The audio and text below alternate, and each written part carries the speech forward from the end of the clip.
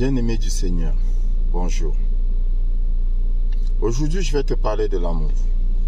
Je vais d'abord te lire le texte de 1 Corinthiens, la parole du Seigneur. 1 Corinthiens chapitre 13, à partir du verset 4. L'amour est patient, il est plein de bonté. Il n'est point envieux, il ne se vante point, il ne s'enfle point d'orgueil, il n'est pas orgueilleux, il ne fait rien de malhonnête, il ne cherche pas son intérêt, je répète, il ne cherche pas son intérêt, il s'agit de l'amour, il ne s'irrite point, il ne soupçonne point le mal, il ne se réjouit point de l'injustice. Il ne se réjouit point de l'injustice, mais il se réjouit de la vérité. L'amour aime la vérité.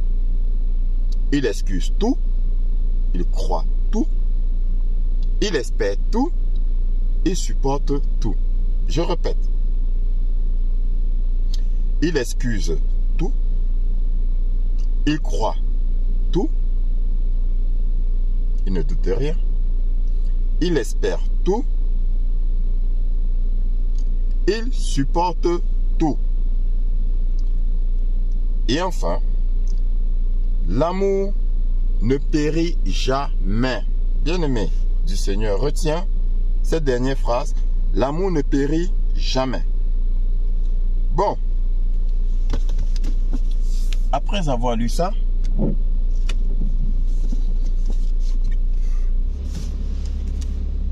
je vais te parler du temps que nous vivons. Bien-aimé du Seigneur, sais-tu que nous sommes dans le temps de l'Apocalypse?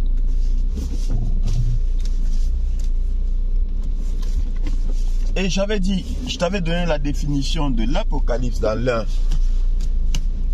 de mes enseignements. Alors, quand je pose la question à plus d'un, ce que signifie Apocalypse, beaucoup disent la fin du monde.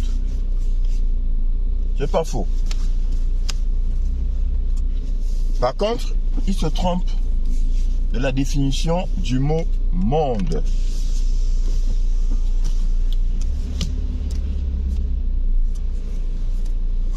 Ils confondent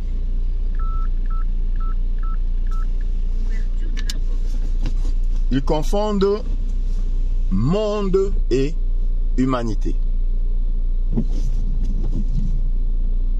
Le Seigneur Jésus-Christ dit, vous êtes dans le monde, mais vous n'êtes pas du monde. C'est pour que tu comprennes bien. Vous êtes dans le monde, mais vous n'êtes pas du monde.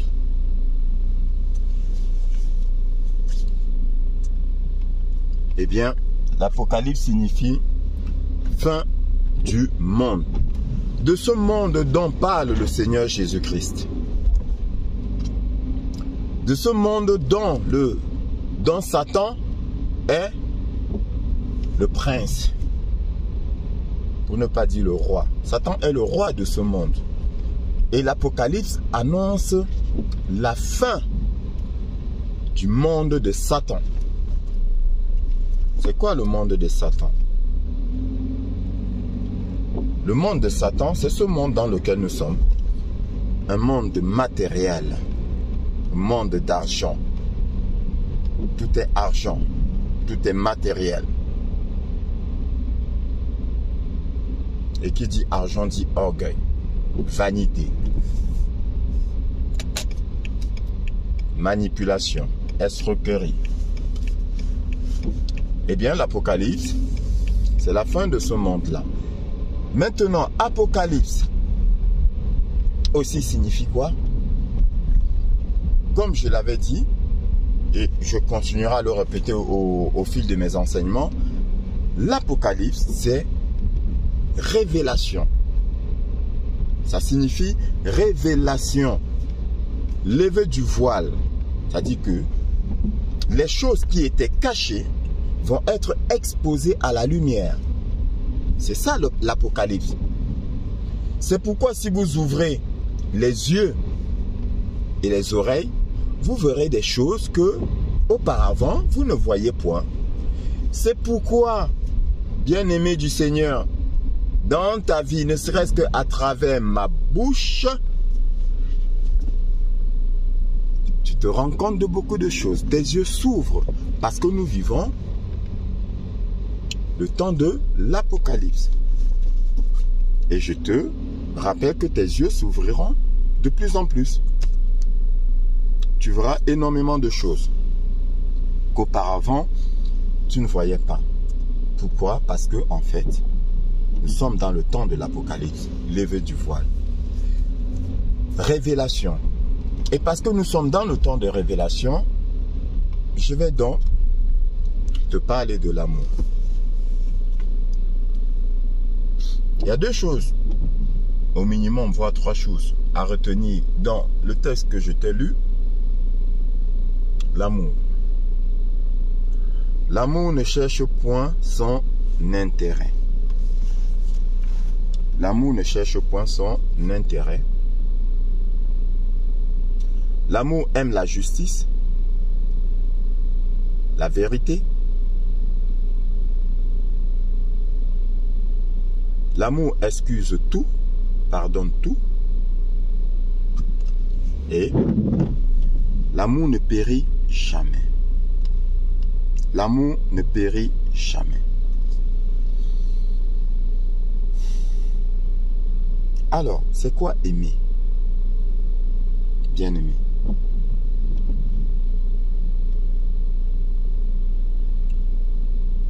Beaucoup ont coutume de dire « j'aime ». Mais après, quand tu observes leur comportement et que tu mets en face de ce comportement la définition divine du mot « amour », tu te poses bien des questions. Eh bien, moi, je ne pose pas des questions. Je dis « il n'aime pas ». Il n'aime pas. Beaucoup disent « ah, je l'aimais, mais je ne l'aime plus ». Ça aussi, ça me fait rire. C'est de l'ignorance. Je l'aimais, mais je ne l'aime plus. Bien-aimé, tu ne peux pas aimer quelqu'un et après ne plus l'aimer. Dieu dit quoi? L'amour ne périt jamais. Quand tu aimes, tu aimes. Et ça, c'est pour la vie. Parce que l'amour ne périt jamais. Ensuite, il faut savoir une chose. C'est que l'amour là ne se commande pas. Bien-aimé du Seigneur. On ne décide pas d'aimer. On ne décide pas d'aimer. On aime, c'est tout. On ne choisit pas la personne aimée. Non, c'est pas possible. Attends, c'est pas comme le vêtement, le pantalon, je sais pas, le bijou que tu arrives dans un magasin, tu dis, ah non, moi je choisis ce bijou-là, il me plaît. On ne choisit pas la personne aimée, on l'aime, c'est tout, sans explication. On ne décide pas d'aimer. Si tu as décidé d'aimer, sache que ce n'est pas de l'amour, bien-aimé. C'est la convoitise du regard.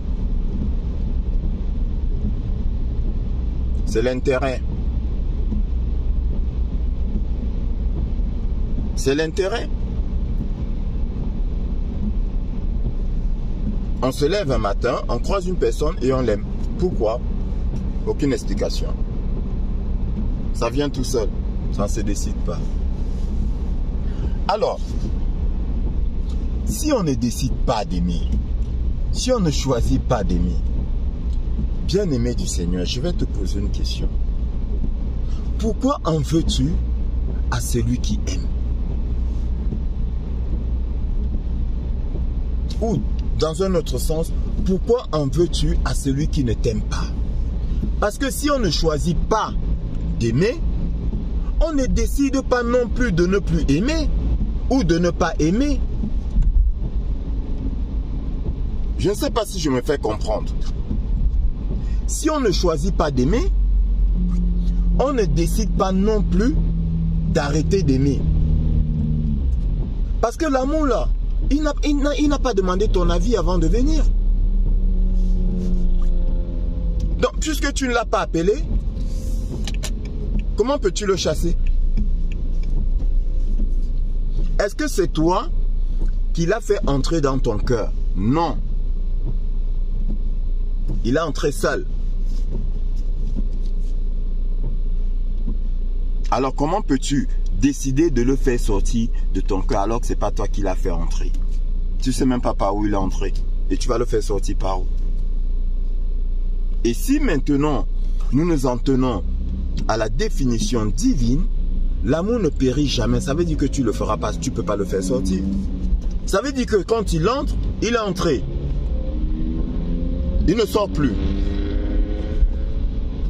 Ce n'est pas Brice qui parle. Ce n'est pas ton humble serviteur qui parle. C'est Dieu qui parle. Quand l'amour vient, il ne s'en va plus. L'amour ne périt jamais. C'est tout. Donc, quand j'entends dire l'amour viendra avec le temps, c'est pas l'amour qui vient avec le temps, bien aimé, c'est juste l'habitude, ce qui s'installe. Je m'habitue à la personne, à sa gentillesse. Oh ben il est quand même gentil, bon voilà, je reste avec lui. Ah, il est attentionné. Mais c'est pas de l'amour, bien aimé du Seigneur. Ça peut être de l'affection, ça peut être de la compassion, ça peut être de... Je sais pas comment appeler ça. C'est de l'habitude. Je m'habitue à la personne, voilà. Je me contente de la personne. C'est pas de l'amour. L'amour ne vient pas avec le temps. Non. L'amour vient, c'est tout. Je vois, j'aime. C'est ce que la langue française appelle le coup de foudre. Ça vient comme un coup de foudre en fait. C'est pas le coup de foudre, ça vient comme un coup de foudre. Ça vient subitement, sans crier gare, comme un voleur, ça vient. Ça ne prend pas, l'amour ne prend pas de rendez-vous, bien aimé. L'amour ne prend pas de rendez-vous. Et l'amour ne choisit pas. Comment je vais dire? Non, non, attends, je vais mieux t'expliquer ça. En fait, toi, tu ne choisis pas. C'est l'amour qui choisit. Mais toi, tu n'as pas ton mot à dire. Je ne sais pas si je me fais comprendre. C'est l'amour qui choisit la personne. Toi, tu n'as pas ton mot à dire. L'amour est ton maître. C'est l'amour qui décide, ce n'est pas toi. Parce que toi, c'est ça là. Mais ça ne décide pas. L'amour, c'est là, dans le cœur. C'est l'amour qui décide, c'est l'amour qui choisit. Maintenant, si c'est l'amour qui choisit, bien aimé dans le Seigneur, il choisit qui? Il choisit quelqu'un qui est du même pays que toi, du même village que toi, de la même couleur de peau que toi. Il choisit quelqu'un qui est riche, qui est pauvre. Je veux plutôt dire, il décide de choisir quelqu'un qui est riche, qui est pauvre, qui est de la même religion que toi. Bon, je sais que tu me voyais venir. Non. L'amour ne fonctionne pas comme ça. Il choisit qui il veut, pas qui toi tu veux. Sans distinction. Il décide. Et il choisit.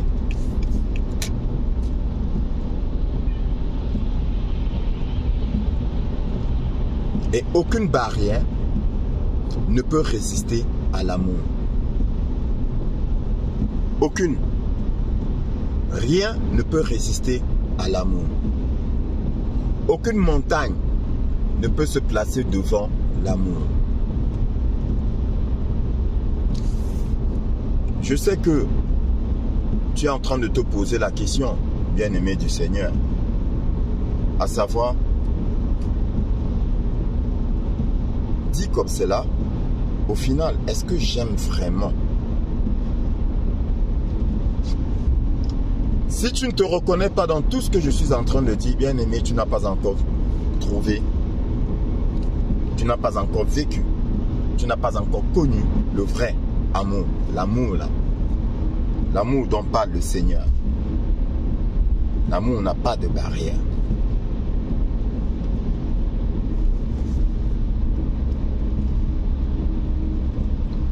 Bien-aimé du Seigneur, comment peux-tu donc obliger quelqu'un à t'aimer si ce n'est pas lui qui décide? Parce que je suis surpris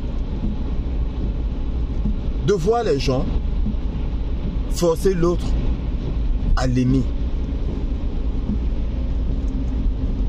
N'aime pas telle personne, c'est moi que tu dois aimer. N'aime pas telle personne. Mais je te dis, ce n'est pas toi qui décides. Ce n'est pas la personne qui décide. On ne décide pas d'aimer une personne et de ne pas aimer l'autre. Non, on aime, c'est tout. On ne peut rien y faire. Ni la personne concernée, ni toi qui es en face de la personne concernée. Ça veut dire que si moi, Brice, l'amour s'installe en moi, je n'ai pas mon mot à dire. Et toi, qui veux que Brice t'aime, tu n'as pas ton mot à dire. Non, c'est pas possible. L'amour est souverain. Il ne demande pas l'avis de qui que ce soit. Ni de toi, ni de l'autre. Donc, tu ne peux pas en vouloir à quelqu'un parce qu'il ne t'aime pas. Parce que ce n'est pas lui qui décide. Tu peux en vouloir à quelqu'un parce que il a posé un acte d'infidélité. Qui dit infidélité, quand j'entends pas infidélité, tout acte susceptible de s'opposer à ton autorité. Ça peut être des insultes, la désobéissance, l'adultère. Tu peux en vouloir à une personne parce qu'elle a fait cela, mais tu ne peux pas en vouloir à une personne parce qu'elle ne t'aime pas ou parce qu'elle aime quelqu'un d'autre. Tu parles du véritable amour. Parce qu'on ne décide pas d'aimer quelqu'un d'autre. On aime, c'est tout. Je me souviens que j'ai longtemps eu cette conversation avec des amis, des collègues, des sœurs. Je leur ai dit, quand bien même tu serais marié, quand j'entends pas marié, ce mariage dont je vous ai parlé, ce mariage qui n'a pas été validé par le Seigneur, tu peux un jour sortir, traverser la rue pour aller à l'épicerie du coin et ta vie bascule. Parce que tu as croisé quelqu'un. Et puis paf, c'est venu. C'est venu. Ça n'arrivera pas dans un véritable mariage validé par le Seigneur. Pourquoi? Parce que le mariage validé par le Seigneur, le mariage validé par le Seigneur est validé sur la base de l'amour. C'est pourquoi que personne ne sait pas ce que Dieu a uni. L'amour ne périt jamais. Ça ne finira pas. Si ce sont mariés par amour, véritable amour, ce mariage-là ne finira pas. Il s'arrêtera à la mort. Comme on a dit, il n'y a que la mort qui va les séparer. Attention, quand j'entends pas séparer dans le sens au niveau véritable du cœur, c'est pas au niveau physique. Parce que deux personnes peuvent s'aimer et ne pas vivre dans la même maison.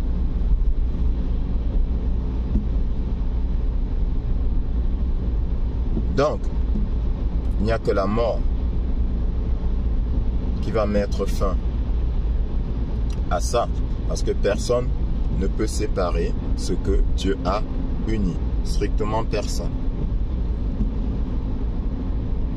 Donc, bien-aimé du Seigneur, s'il s'avère que la personne que tu penses aimer ne t'aime pas, ne te fâche pas contre elle.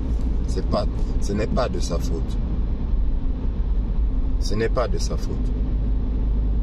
Et je te conseille de la laisser partir. Ou de le laisser partir. Parce que Dieu dit, l'amour ne cherche pas son propre intérêt. Donc, je m'adresse à ces prétendus amoureux, des gens qui crient à tue-tête, je t'aime, je t'aime, je t'aime. Tu es l'amour de ma vie, je ne peux rien sans toi. L'amour ne cherche point son propre intérêt. Ça veut dire quoi? Ça veut dire que aimer, c'est œuvrer pour l'autre. Je vais essayer d'être bref parce que sinon ça va être trop long. Aimer, c'est donner. Donner quoi? Donner du bonheur. D'abord, c'est donner du bonheur. Et le bonheur, bien aimé, ne se trouve pas dans les choses du monde. L'amour n'est point dans les choses du monde. Le Seigneur dit, celui qui aime le monde et les choses qui sont dans le monde, l'amour n'est point en lui. Donc, quand j'entends certains dire, je t'ai tout donné, j'ai tout fait pour toi, mais pourquoi tu en aimes un autre? Ou pourquoi tu en aimes une autre? Tu as tout donné quoi? Qu'est-ce que tu as donné? Très souvent, c'est le matériel. L'amour ne regarde pas le matériel. L'amour et le matériel ne sont pas... comment je vais dire ça? Ne peuvent pas s'épouser. C'est Dieu qui le dit. Celui qui aime les choses qui sont dans le monde. Les choses qui sont dans le monde, c'est quoi? C'est le matériel. L'amour n'est point en lui.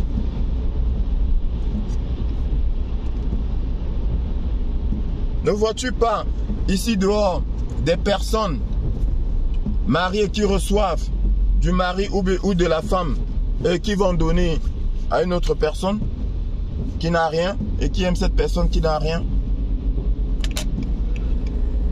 Je ne dis pas que c'est une bonne chose. Non, ce n'est pas une bonne chose.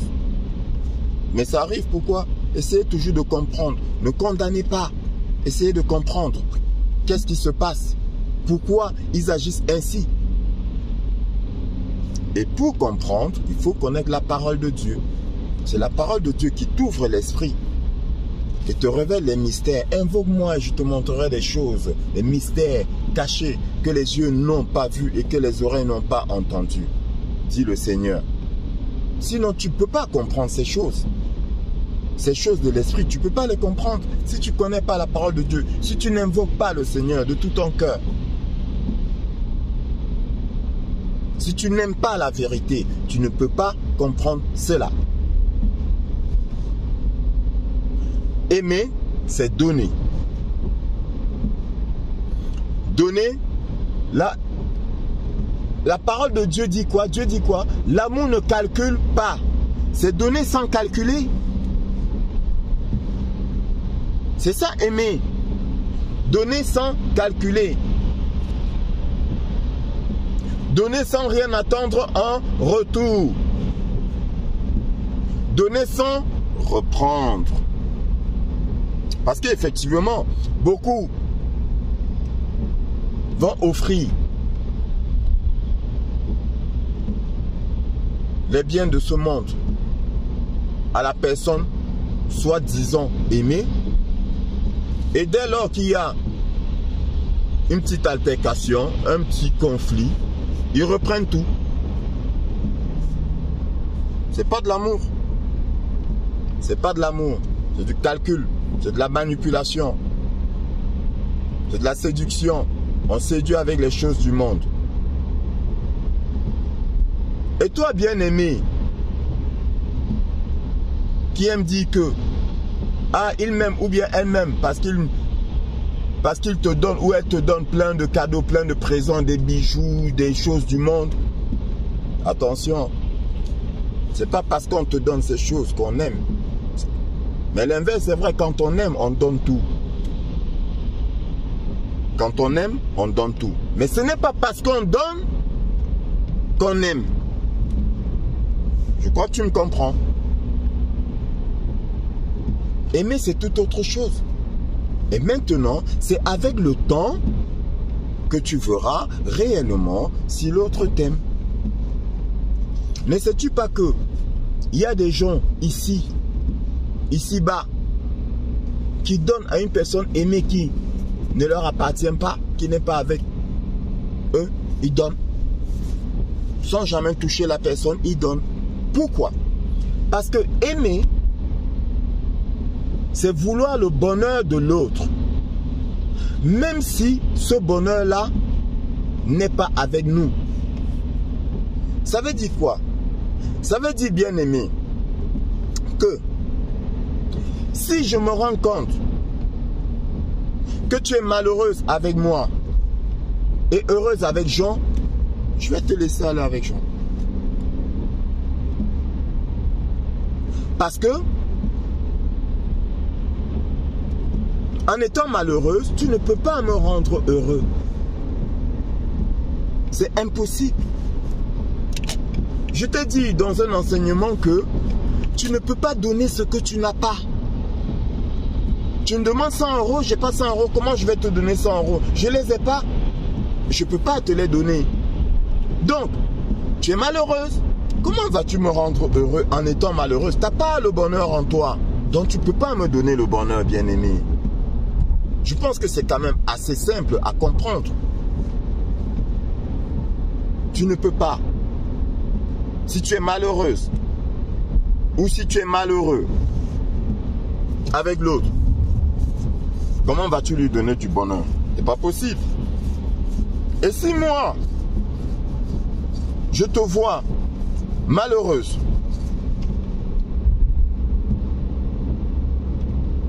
et je me contente de ce que tu me donnes, ça veut dire que je cherche mon propre intérêt. Et la Bible dit, l'amour ne cherche pas son propre intérêt. Il cherche l'intérêt de l'autre. Où se trouve le bonheur de l'autre? Certainement pas dans les choses matérielles. Où se trouve le bonheur de l'autre? Je cherche son bonheur pour le lui donner. J'essaie de lui donner. Donc aimer n'est pas nécessairement s'accaparer de la personne. Je me fais comprendre. Je peux aimer une personne qui en aime une autre. C'est un peu rare, mais ça arrive. Alors, je ne vais pas obliger cette personne à m'aimer. Sinon, je cherche son malheur et le mien. Jamais je ne serai heureux. On n'est pas heureux avec une personne qui est malheureuse. Parce que si on l'aime, quand tu aimes, avoir l'autre malheureux, tu souffres aussi. Regardez nos enfants. Un enfant qui aime ses parents, ça arrive très souvent avec les mamans. Parce qu'il y a une grande fusion entre la mère et l'enfant. Quand il voit la mère, je te l'ai dit aussi dans l'un de mes enseignements. Un enfant qui te voit malheureuse, ton enfant qui te voit malheureuse, jamais il ne sera heureux. Tu souffres, il souffre. Parce qu'effectivement, voilà le véritable amour. Est-ce que l'enfant t'a choisi comme mère? Tu es sa mère. Il t'aime. Tu es estropié, tu es aveugle, tu es bonne, tu es malade, tu es je ne sais pas quoi. Il t'aime. Soyez comme les petits enfants, dit le Seigneur. Le Seigneur, toute parole du Seigneur est profonde. Toute parole du Seigneur est vérité. Donc, bien-aimé, regarde l'enfant et tu sauras ce que c'est que l'amour. Pourquoi il t'aime? Ça ne s'explique pas. Tu es sa mère, tu es son père, il t'aime, c'est tout. Pourquoi est-ce que tu aimes Dieu? C'est pareil. C'est pareil. Pour Dieu, on dit nous l'aimons parce qu'il nous a aimé le premier. Par contre, là, c'est Dieu qui nous a choisis. C'est pas nous qui l'avons choisi, mais nous l'aimons. Pourquoi? Moi, pourquoi j'aime Dieu? Je l'aime. C'est là, je ne peux pas expliquer. Je l'aime. Peut-être parce que je ressens qu'il m'aime. Non, plutôt quand je ressens son amour, je l'aime encore plus. Mais à la base, je l'aimais. Mais je l'aime encore plus quand je ressens son amour. Bien aimé.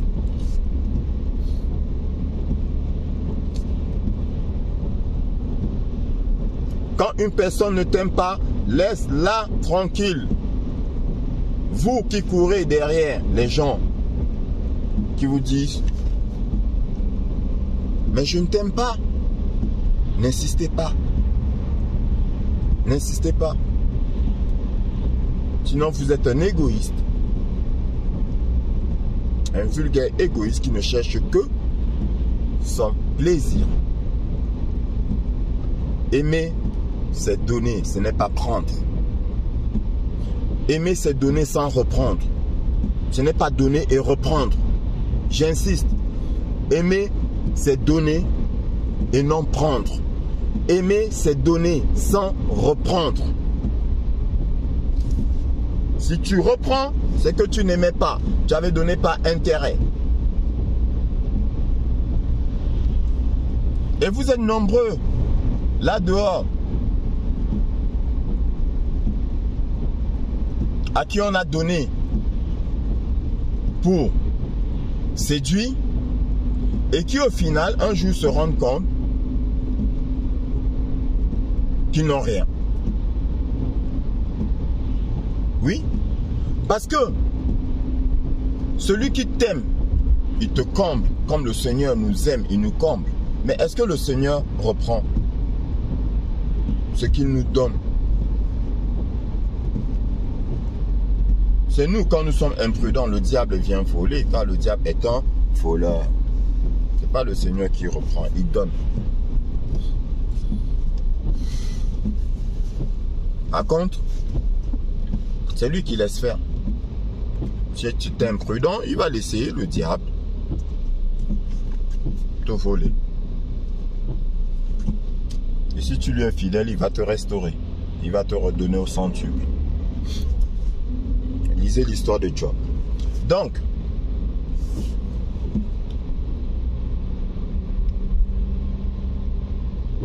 ils vont vous combler par manipulation, par intérêt. Ils vont vous faire vivre dans une prison dorée avec plein de choses. Mais des choses qui lui appartiennent. Et un matin, tu te réveilles et tu te rends compte que, au fait, tu n'as rien. Tu n'as rien.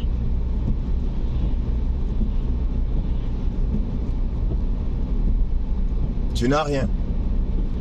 Et souvent, ce qu'il t'a donné, comme j'ai dit, en parlant des voleurs, violeurs spirituels, il te donne une partie de ce qu'il te vole. Mais sans vraiment te donner. Ça veut dire que tout est à lui. Mais il dit, je t'ai donné, mais tout est à lui. Et le jour où ça clash entre vous, t'as rien. Tout est à lui. Il reprend. Tout.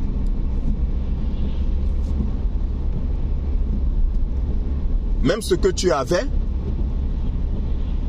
il a transformé ce que tu avais. Et au final, ça lui appartient. Je ne sais pas si je me fais comprendre. Il a transformé ce que tu avais. Exemple, je te trouve avec un business, j'investis dans ton business, je le fais fructifier et ton business m'appartient sans que tu ne t'en rendes compte. Et le jour où je ne veux plus de toi,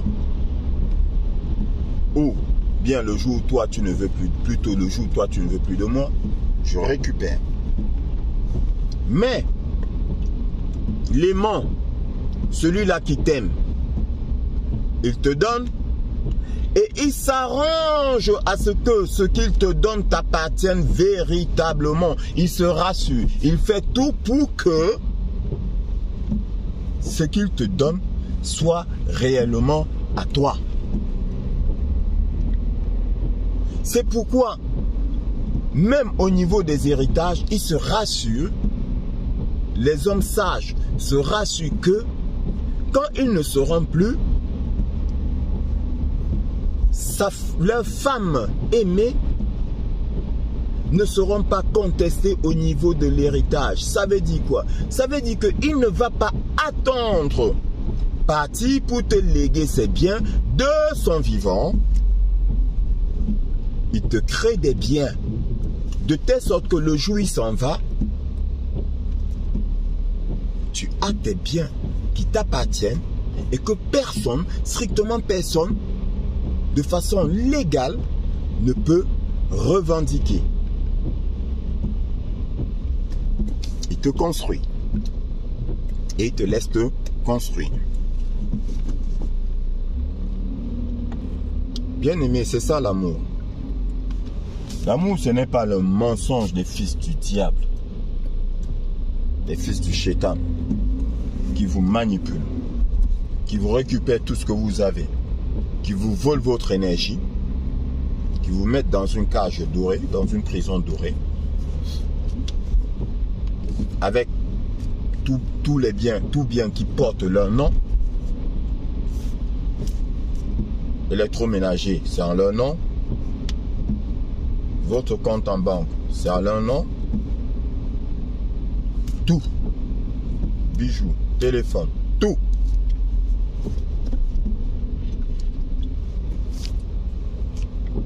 Parce qu'ils veulent vous posséder. Vous êtes leur objet, vous êtes leur esclave. Je suis cohérent dans ce que je dis. Suis mes anciens enseignements. Ce n'est pas de l'amour, bien-aimé du Seigneur. Ce n'est pas de l'amour. L'amour ne cherche point son propre intérêt. L'amour ne se vante pas. L'amour ne menace pas. L'amour ne tue pas. Oui, après j'entends, certains disent, il a tué par amour, comme je l'ai encore dit. Dans mes enseignements, on ne tue pas par amour. L'amour ne tue pas. On ne tue pas par amour. Quand on aime, on aime la vie de l'autre. On veut que l'autre vive. On veut lui donner la vie. L'amour, j'ai dit aimer, c'est donner. J'aime, je te donne la joie, je te donne la vie, je te donne tout. Je te donne la parole. Je t'offre toute chose. Toute chose qui va contribuer à ton épanouissement, à ton bonheur. La liberté, je te laisse ta liberté. Parce que sans liberté, tu ne peux pas être heureux. C'est pas possible. Je te laisse ça pour ton épanouissement, pour que tu sois heureux. Aimer, c'est rendre heureux. Aimer, c'est rendre libre, épanoui. C'est ça aimer. Et ça là, c'est pas le matériel, bien aimé. Toi non plus, ne t'accroche pas au matériel. Le matériel, c'est secondaire. Cherchez premièrement le royaume des cieux et sa justice. Et le reste vous sera donné. Le matériel, c'est après. Tu l'auras. Si tu es heureux, ça viendra. Tu aimes Dieu, ça viendra. Mais ne base pas tout, ne fonde pas tout sur le matériel. Ne regarde pas le matériel qu'on te donne et tu penses qu'on t'aime. Je dis, Celui qui aime va te donner. Mais ce n'est pas parce qu'on te donne qu'on t'aime, bien-aimé du Seigneur. Non.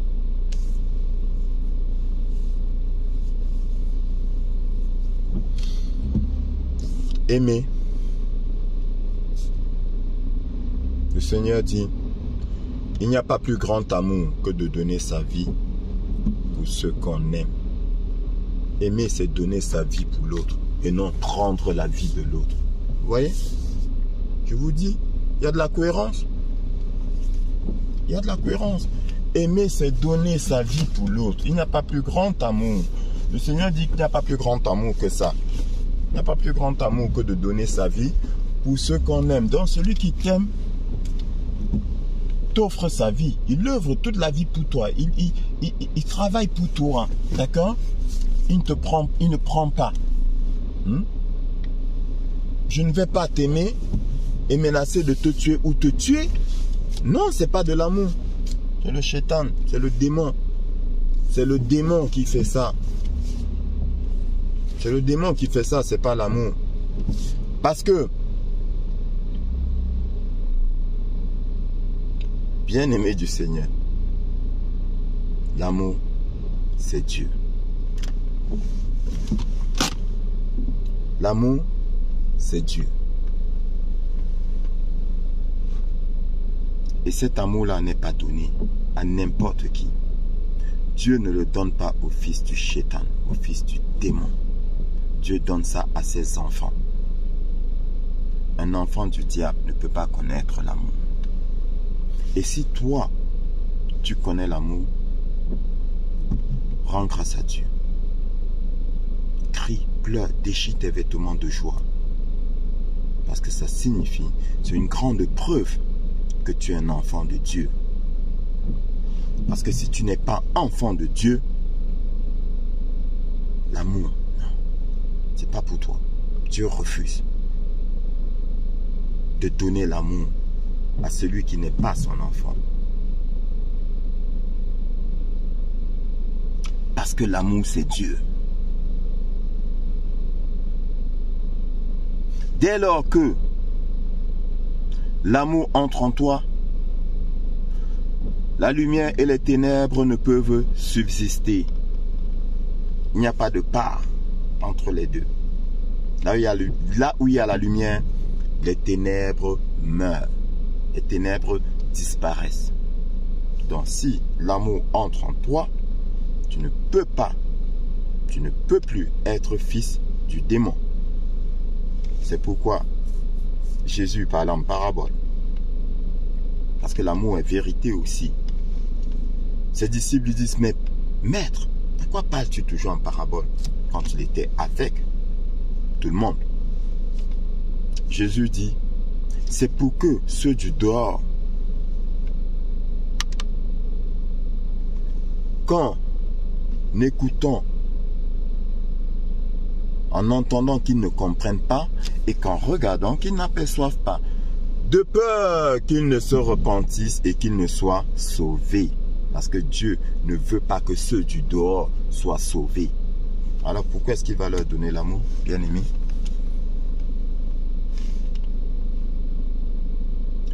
L'amour est un privilège des enfants de Dieu. Si tu aimes, tu es enfant de Dieu. Célèbre, réjouis-toi parce que tu aimes. Et n'accepte pas que quiconque s'oppose à ça. Parce qu'on ne refuse pas l'amour de Dieu. Dans tous les cas, ça ne dépend pas de toi. C'est Dieu qui décide. C'est Dieu qui veut. Il te le donne parce qu'il t'a choisi. Tu n'as pas d'autre choix que de l'accepter parce qu'il est là.